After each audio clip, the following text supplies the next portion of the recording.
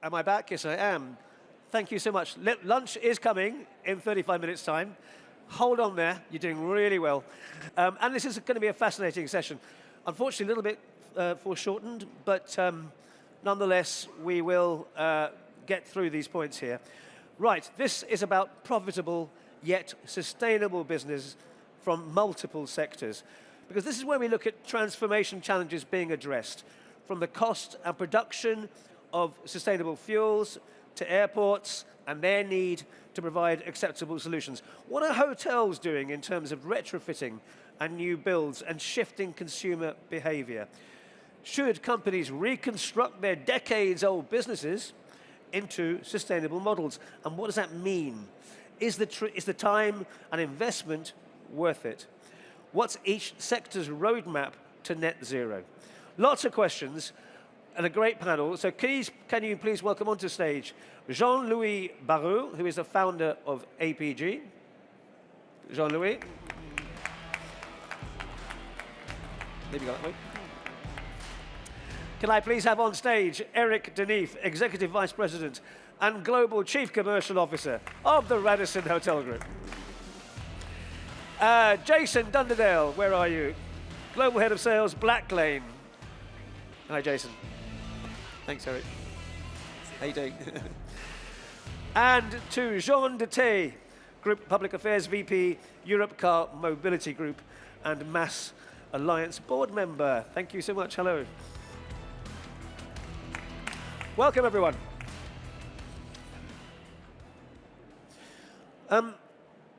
There's a few things to bear in mind, actually, before we start this session, very quickly. And Christian actually was very good in explaining this to me. Just think about this.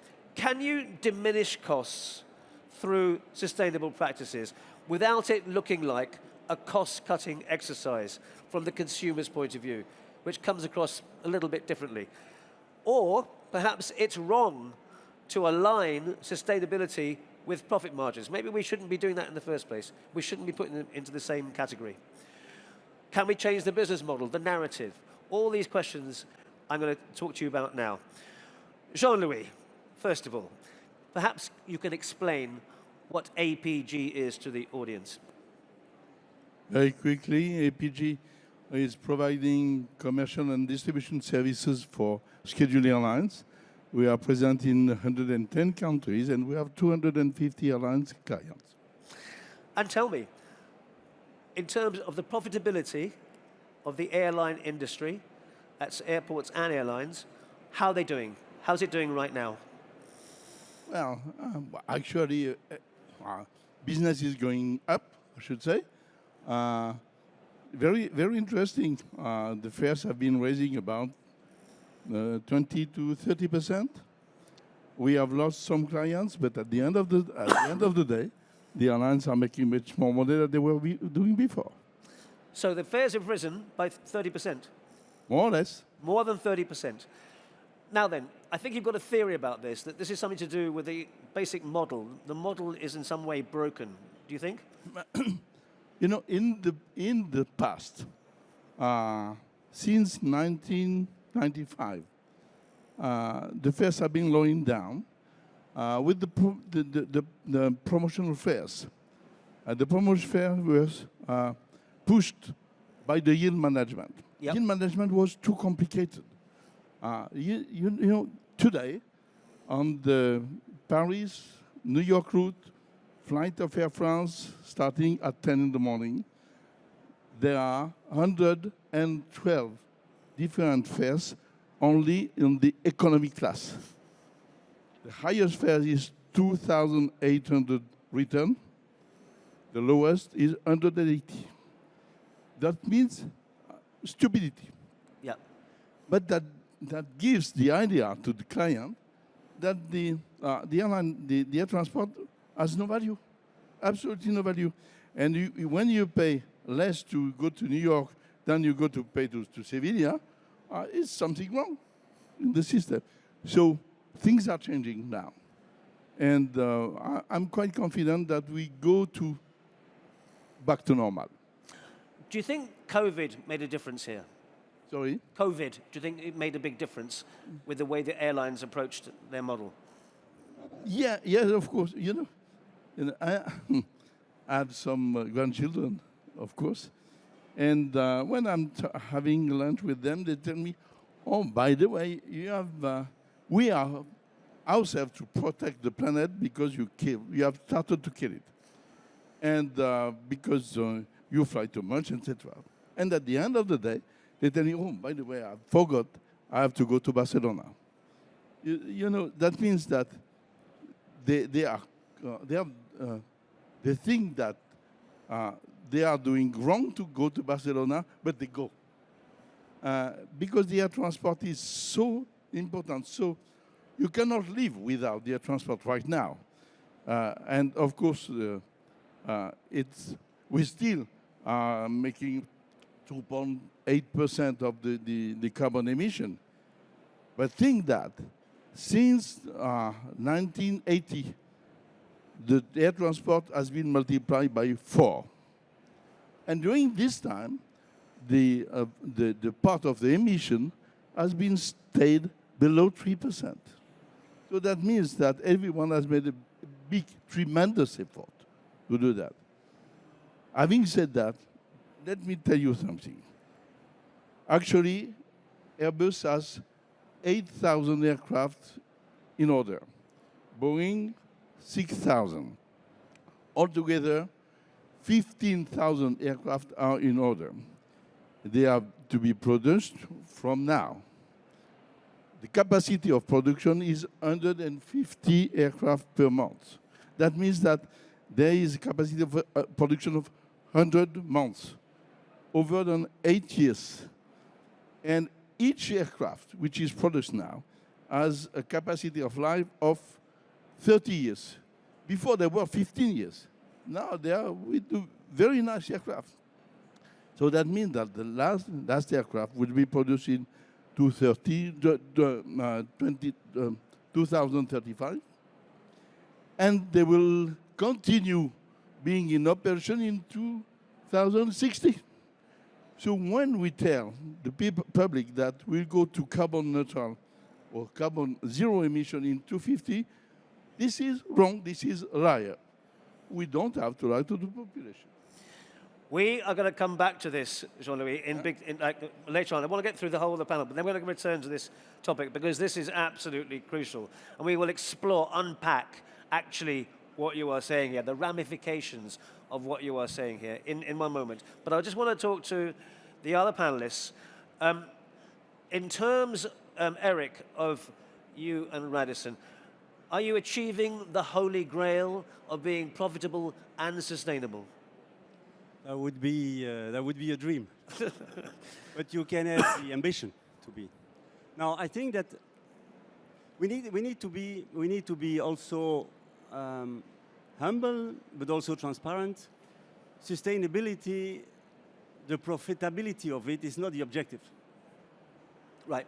You need to be smart to get there, but that's not the objective. The objective is to save the world. And this is what we need to take consideration. Of course, technology is the driver. That will help us. And what you said is very true. 35% of the solution doesn't exist yet. That's hopeful, to be honest. But you have, what Inge said, we have 3 levers in the strategy of Radisson, is green building, green energy, green operations. Clearly, green operations is driven by technology, is give you an efficiency, it gives you operational excellence. So, and it gives also to the customer to be in control. And I think in all the discussion I heard this morning as well, sometimes we forget the end user. The end user. Yeah. Because you were talking just on the session before about the need to align in between different stakeholders. Yeah. You know, history is teaching lessons, but you have no student to take it. And I take one example, is COVID. In COVID, it was an oversupply of labels, safety labels, all over the places. And when you talk to your customer, they don't understand anymore at the end. Because this legislation of this certification is applied in France, not in Germany, well in the US, not in Asia. This is what we need to have. So sustainability needs to go the same way. We need at one point is the ambition. The technology afterwards is easy to solve. Is at one point, what do we want to achieve? Where do we want to go? Once you have this, it's easy. But that's my biggest fear is us, is the human being. Just at one point to say to the table, this is what we have, good enough, 80% is good enough, forward. Yeah. That's what I think we need to achieve. Okay, thank you. We will take that into account. However, I still wanted to talk about the hotel business particularly. In terms of sustainable operations, you have different models, obviously the way that the Radisson company works, but also you have different types of hotels. Just take me through the different, you have old hotels, you have new projects. In terms of their effect in terms of carbon emissions, how does it vary? What are the obstacles here? But I think it's not linked to your business model, where we have own and leased, you have managed properties, you have franchise properties. That's the nature of the beast. Yeah. We operating, when you are in own and leased properties or you're in managed properties, you operate. Radisson is the driving seat.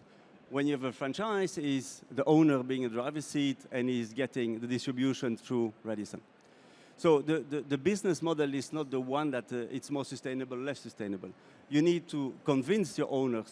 You need to to convince your investors to go down this route. Yep. That's for sure.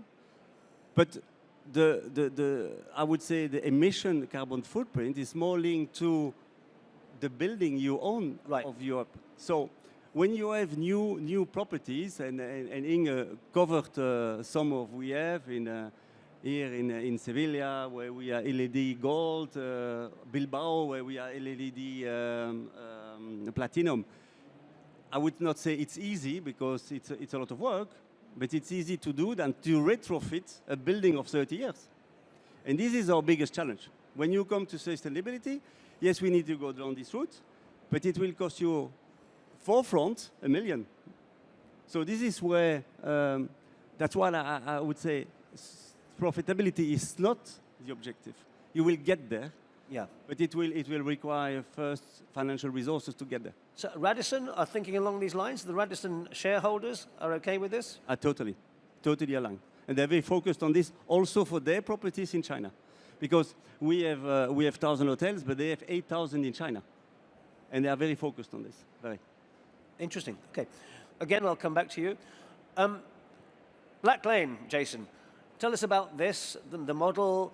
You're profitable, aren't you? And I think you are, is that right? We are, yes, indeed. Yeah. So Black Lane, we're a chauffeur services provider.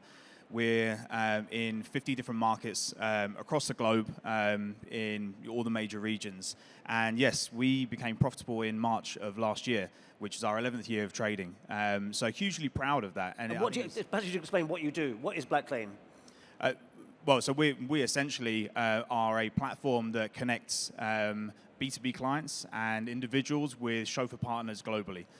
So we have a partner network in all of the major cities, and essentially, we work with them. We're a two-sided marketplace, so we're selling to chauffeur partners and chauffeur companies, and then we're obviously selling to our B2B and B2C clients as well. You don't own a fleet, do you, except in Dubai, is that right? No, we don't even own the fleet in Dubai. Post-COVID, we really decided that we needed to diversify our business. 90% of our business was airport runs. People wanting to go from home to the airport and then at the other side as well. And as soon as COVID came in, it pretty much destroyed everything that we'd built up over the period of time. So we looked at a localization strategy, and Dubai was the first market where we actually launched it. And whilst we have a dedicated fleet, so dedicated capacity, and we have drivers that are trained by Black Lane, we use a partner in Dubai who own the EQS Mercedes that we have.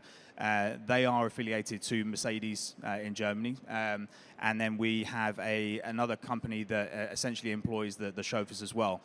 What that has allowed us to do is to be not just hyper-localized, but also really control the supply that we're putting out there as well, making sure that we have the most sustainable, the greenest and newest vehicles in our most popular markets. So, what percentage of your vehicles are EVs?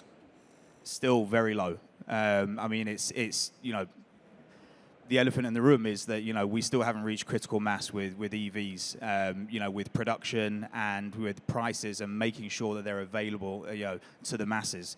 So So the will is there, Jake. Sorry to interrupt. The will is there. You want to be much higher in terms of EVs, but you're saying that the supply and perhaps the availability of chargers, all that is prohibiting that. Local legislations and infrastructure, in certain markets, make it nigh impossible to have a real workable fleet of EVs. What we do is we utilize the EVs that we have within our partner network more than others. So London is a prime example. London is our biggest business district in terms of volume. The US is our biggest market overall with revenue. But in London, 1 in 4 of our trips are actually done in an EV. So essentially, we push out the work to our EV partners before it goes to the rest of the partner network. Obviously, we have to get people from A to B. So if people are booking an EV and we don't have one available, we will send an internal combustion vehicle. But everything we do, we've been carbon neutral since 2017. We've used offsetting as it's complementary rather than a cure. We understand that. We know we have issues with offsetting. Exactly, yeah. But it's something that I think we all have a responsibility to do for sure. Okay, Jean. Again, you're involved with cars, but it's a different business, different model. Can you explain what you do?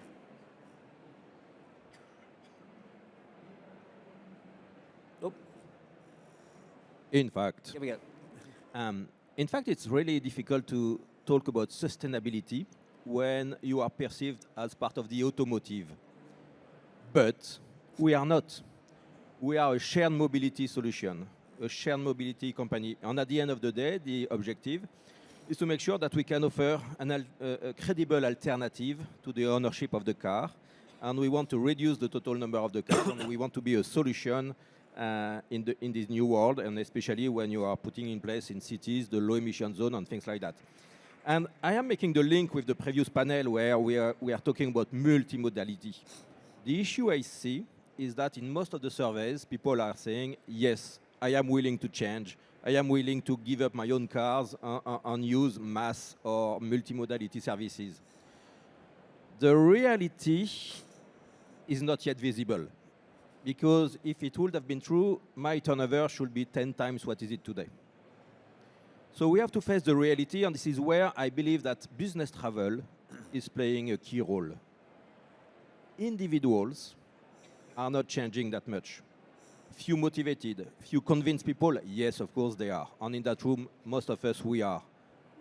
But not everybody. So business travel has a key role to play, and I think that the travel policy should impose to book EVs and things like that, beside all the difficulties we have, because Black Lane has some difficulties, and it is even worse for us. So can you help me to recharge 1,000 cars at Malaga Airport on a Sunday or Saturday morning when there is no poles, no charging pole? Yeah. This is where we are standing, and this is really the issue we are facing in terms of lack of infrastructure. So there is the willingness to push, to move forwards. And you asked the question regarding the percentage of EVs. We took the commitment to have, by the end of 2024, 20% of EVs. We will do that because we issued a green bond in order to do that. But it's going to be not that simple to handle and to manage that fleet. And there is another aspect as well, isn't there, in terms of paying to recharge your car. Tell me about that. Yeah, in fact, that's the debate I have with the European Commission, and there is some willingness to move forward and quicker on greening the fleet. But when it is a fleet for your employee, you can charge at home and you can charge at the office, and you know by heart the journey you are dealing on a daily basis. But when you go abroad or when you pick up a car in the car rental company, so you take the train or you take a plane and you pick up the car in a different country. So quite often, this is the first experience you have with an EV. So you go to the gasoline station and you see that there are some charging poles, so you are very happy. You go to the charging pole, you take your credit card from the wallet, and you are looking how to use the credit card. You cannot. You cannot. you have to download a specific app. So you have to download this specific app, and when you are traveling abroad, it is not your own language. So once it is done, after a few minutes, you are very happy, you recharge the car, and you drive another 300 kilometers. There is a new station, you go to the station, you have the smile because already you have the app. Bad luck. It's a different operator, it's a different app. So our role is to explain that it is simple, it is fantastic, it is great to drive an EV. The reality is slightly different, and we need a lot of information and to convince a lot of people to make people changing their behavior. It's a tough one, isn't it? I mean, because the aim of your aim for your company is very honourable. You want to be a sustainable company. You want to make profits, but there are these obstacles in your way, and it feels like for you, I guess, sometimes like it's a whole bureaucratic jungle to get through in order to achieve what you want to achieve. There are plenty of layers. First of all, the regulation by itself, because you have the city regulation, then the regional regulation, the country regulation, the EU regulation. And then you are talking at the EU level, and you are saying, okay, we have EBDP, which is in order to make sure we have charging poles when you refurbish parking or build new parking. There is the AFIR, the Alternative Fuel Infrastructure Regulation, that obliged in the main corridors, the main motorways, to have charging poles every 60 kilometers. But nothing for mobility hubs, nothing for airport, nothing for highway stations. So we are talking to the European Commissioner, policymakers, and maybe Misa later this afternoon, and we are saying, okay, there is a gap, there is a miss, there is a lack of infrastructure, and we are forgiven something there. Say, yeah, you're right, it's a good point. Yeah, you're right, but it's not me, it's the other commission. And there is no solution so far, and for us it is a nightmare because on airport especially, we are not owning the parking lot, so it's a big battle between the operator, the airport authorities, and to know where, when, and how to finance the infrastructure. Eric, in terms of customer buy-in, are customers recognizing that you are a sustainable company and that is that your USP? Are customers coming to you because they see Radisson, oh, green? But we have a strong sustainability image because the first sustainability policy is dating back 1989. So we were Stockholm listed, Swedish, so we were very associated to sustainability. We are doing a lot to convince them that we are sustainable through EV charging station, through phasing out all the single-use plastics, carbon meetings. We are carbon neutral meetings. We are the only one in the world since 2019, where we systematically offset the CO2 of each of the meeting attendant. So this is huge. We are focusing a lot on community, local sourcing. The only thing what we need to emphasize and become better is to communicate. Because for the customer, it's still too technical, what we are doing. And they don't see necessarily the impact he has afterwards in the value chain. And this is what we need to, and we're reflecting with the teams to say, how do you communicate that it makes, just give a sense for a customer? Here's one good example, actually, is room cleaning, okay? Having a day off room, choosing not to have your room cleaned. Just tell me about that, because you introduced that policy, right? So when you are staying 2 or 3 days, you can, as customer, decide if you want to change your towels and change your bed. You can decide not to do it. We compensate you as RAG because you pay the price, and you don't get the service because you decide not to take it. So we compensate you through voucher for the bar, for restaurant, call it. That's what we are doing, the green housekeeping. But if you take this one only, with the savings we have done there, with the partnership we are doing, we provided to 29,000 children clear drinking water for life. This is amazing. We don't communicate enough on this. Because I bet you the customer thinks you're saving money. Correct. And this was the problem of the reuse your towel. In the beginning, when we did it, the customer told us, guys, if you want to save money, tell us. Yeah. Instead of, I understand what you do it because it whatever water savings. So the communication is key, and we are not there yet. Yeah. Well, I think this is a big issue that will come out of the whole of this conference. Ultimately, yes, there is the desire to be more sustainable amongst much of the business world. However, customers aren't seeing it that way, or there's a communication gap between the company and the customer. This will be a theme that will come out more. I want to return to airlines, Jean-Louis, because this is actually a very, very important, significant point here.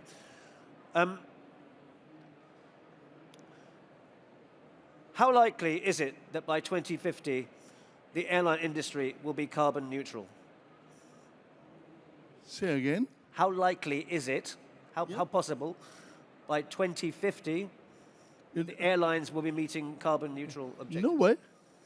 Simply, no way. We don't have the jump of technology which could make that happen. For sure, the best that the airline industry can do is not to to stay below the 3%. This is the only thing that they can do for the moment. And we have to be very frank with the public, with the people. Unless we stop trying, so which is the case, because you have some governments, for example, the French one, he has forbidden Air France to have a Bordeaux-Paris flight, giving that to the rail. We have the taxes. Of course, the government will tax the industry, and the industry will accept fully the taxes to pay more, unless it would not be for the profit of the competition, and it would not be for the profit of the railway. So, which is the case actually, and this is why the air transport at this time is so reluctant to hear about the policy of the governments. All the governments are doing the same, because, and you mentioned that as well. This is a question of communication. The air transport doesn't know how to communicate. When they communicate between themselves, saying wrong things. The airlines are saying wrong things against the airport, and the aircraft manufacturer says wrong things about the airline. So this is the only communication they do, and the air transport should have one single strategy of communication worldwide. And this is very strange. Mrs. Greta Thunberg, small girl, with almost nothing, she founded the way to address the people by her own, worldwide. But we have still a lot to learn. So let's just clear this up. Everyone is talking about the solution for the airline industry, which is responsible. It's the most carbon-emitting sector of the travel industry, and it is responsible for 2.8% of carbon emissions. I think that will rise, by the way, to higher, because as everything else comes down, airlines will still stay up, and it's going to become a bigger proportion. Anyway, in order to get to a point where you have alternative fuels, non-carbon emitting fuels, you need what? You need R&D first. Is that what you're saying? You know, the SAF stuff is a solution which is actual. We can use it right now. The problem is the production. Actually, there is 1% production with the SAF. Yeah. 1%. 1%. We expect to go to 6% after the 30s. 2030, about 6%. They will remain 94%. How do we do? And we need the fuel. We need the fossil. And because we don't have the electricity, and the hydrogen is not the actual solution. That doesn't mean that we will not find the solution, but actually we don't know, and we need a big jump in technology. Because I think, as you told me before, hydrogen takes up the space of a third of a plane. Is that right? Hydrogen, well, a test has been made flying an Airbus 380 with hydrogen. The volume taken by the hydrogen is 1/3 of the aircraft. 1/3 of the aircraft. That's not very practical. Okay, electric. What about that? Electricity, yes, this is quite interesting. We will have probably short flights which will be made by electricity. There is a company in Italy which has created the first aircraft with 9 seats, 2 propellers, and 200 kilometers, and they will have the certification in 1 or 2 years, which will be great for the short haul distance. For the long haul, we don't have. Okay, so we have big issues with alternative fuels. Nowhere near 2050, nowhere near ready. What does it need for us to accelerate this progress to making a sustainable aviation industry? Money, money, money. And Where is that money coming from? from the clients. Money will come from the clients of the airline industry. And, but by some form of taxes or whatever. Yep. But the money has to be dedicated to the research, not to the competition, which is actually the policy of the government. They have to be very careful about that, because otherwise the client will be reluctant to pay. Actually, I'm sure that they are willing to pay. They understand the target. But this could mean doubling of price. I mean, they've already gone up 30% recently. Yeah. It could be doubling of prices. Probably. Probably. In order to get to where we want to get. Probably. Doubling of prices, Yes, airline prices. yes, The only way we're going to Yeah, get but sustainable fuel. the investment to make is so huge, so tremendous, and we start from scratch because we don't know. Actually, we have to know that we don't have the solution. So we have to create, maybe it's atomic, maybe it's fuel, maybe, we don't know. We have to create from scratch. A lot of money. So you're suggesting that government taxes are the solution? Because it's hypothetical. We'll go via taxes. Actually, the air transport knows as to grasp this money.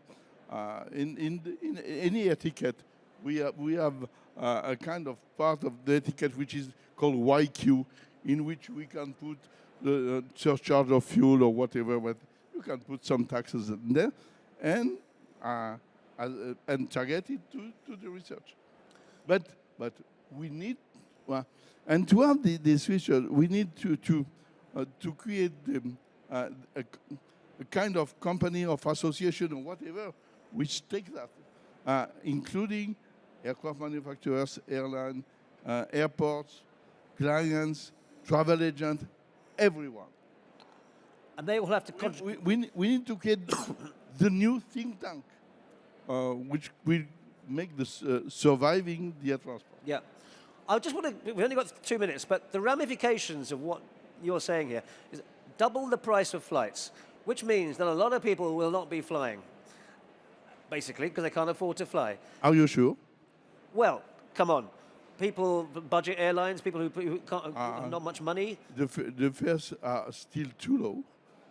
And well, if you compare the fares, which were applicable in the 70s, is I'd say less 60% at Yeah. least. So you're basically saying flights are too cheap now. Yeah, sure. But we have to teach the people that there's a cost. If we continue teaching the people that you can fly Paris, New York for 350 euro, this is stupid. We have to change the communication, adapt the communication to the future. Just very quickly, do you accept, though, if that's the case, and yes, you will have less people flying, come on, we've got probably less people flying, that's going to have repercussions on your industry, your industry, everything involved in the travel area. You've got to pull together here on this one, haven't you? 100%. There's everything that we've talked about today is talking about collaboration is absolutely the key between the different categories that we're selling into. I do think that we are a two-sided marketplace from the buyer's point of view. If we look at corporates, yes, sustainability forms part of a tender and RFP process, but ultimately 90 to 95% of buying decisions are down to price. So, until the corporates on a B2B sector start to hold us accountable, for doing it, because they're not going to accept an increase in prices, yet they still want to fly. I'm telling you now, no corporate's going to pay double, 3 times the price. They just won't do it. They'll just go find an alternative elsewhere. So we need to have that collaboration, between, across categories. But yeah, I think it's really, we as suppliers, we need to really do what we can, even more so. I don't think, price increases are necessarily the answer. And customers still like convenience and price. They still rate that very highly, probably above sustainability. Still, that's the problem. Definitely. Yeah. Did you want to add something, Eric? Yeah, no, the airlines ticket doubled already in between pre-COVID and now. Go on business to the US, it costs you more or less 60 to 70% more than it was. What you see more and more now is the consciousness of sustainability through domestic business. Yeah. What we saw in the hotel industry in between 2019 and now, post-COVID, is that your relationship in between international and domestic business changed, totally.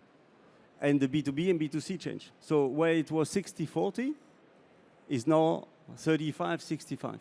So you have a change in mindset as well on the B2C, where the people are much more conscious and much more domestic. You have business travel. You have less business travel than pre-COVID, but you see less business travel, but they are longer. Yeah. They stay 4 or 5 nights, where in the past you took the flight to go to New York, 1 meeting, 1 dinner, and you came back. It's over. We have a whole session about corporate travel, and these issues will come up after lunch. I'm sorry to stop you now, this is fascinating. That's plenty of food for thought, to use a cliche, because you're about to go to lunch. But thank you very much indeed for being here for this. Hour and a half for lunch, back at 3:30, I believe. On the dot, please. You should all know where the networking lunchroom is. If you don't, we have people here who will guide you. Enjoy yourselves. See you after the break. Thank you.